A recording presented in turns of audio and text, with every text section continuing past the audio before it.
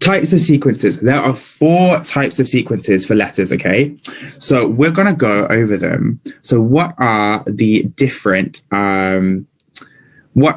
sequences that we know, that you need to know? So let's have a look.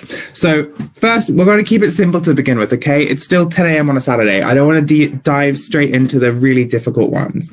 In a simple sequence, all that happens is that we move forwards or backwards along the alphabet by the same number of places each time, okay?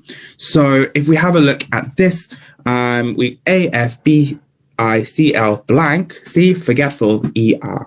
Now, the first letter moves forward 1 place. We can see that quite nicely. We go A to B to C to D to E. And then that second letter moves forward 3 places each time. So we go from F to I to L, L to O, O to R. So make sure you have that nice, cute little alphabet written out to help you crack the code and find out how far forwards we need to move, okay? So that's a nice, simple sequence. Now, all of the other sequences are slight variations of this. We're always just moving away from, we're always just jumping by a number of letters, but sometimes they might be in different directions. So let's have a look. That missing word was do, for those of you who are wondering. So let's have a look at the other kinds of sequences we get. Now, alternating sequences. In an alternating sequence, what happens is we have the first letters of the pair and the second letters of the pairs have 2 parts, okay? So the first letter in each sequence moves forward 3 places, then back 1 places. The second letter moves backward 1 place and then forward 2 places. Now that sounds scary. So let's have a little look at what it actually looks like on an alphabet. So if we have a look, that first letter in red, we go from H to K. So we go forward 3 letters and then we go from K to J. So we reverse it. We go back by 1 letter.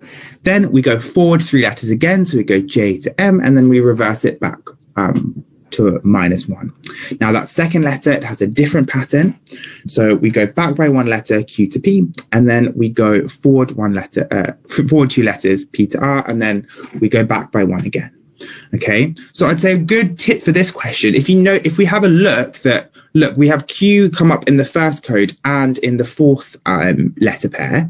If we see 2 of the same letters appearing in the sequence, that probably means we have an alternating sequence because we're going forward and then back, and they're quite close together.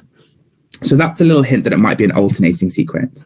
But again, the approach is always the same. Find, check, apply. So always start by drawing out the alphabet.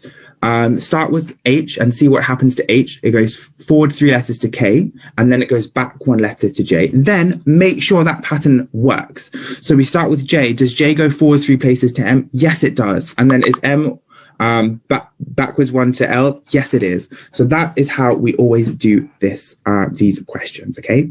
So that is an alternating sequence. So